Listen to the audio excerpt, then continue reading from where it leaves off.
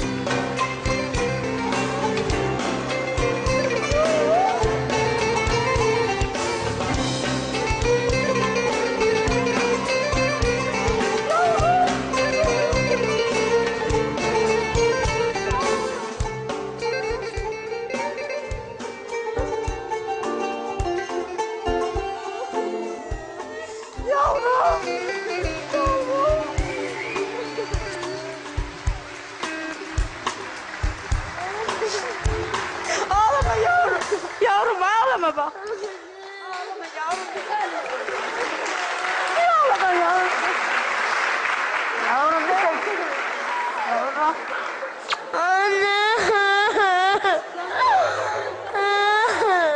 Evet, biz sizi şöyle isterseniz koltuğumuza alalım. Birazcık hasret giderin anneciğim.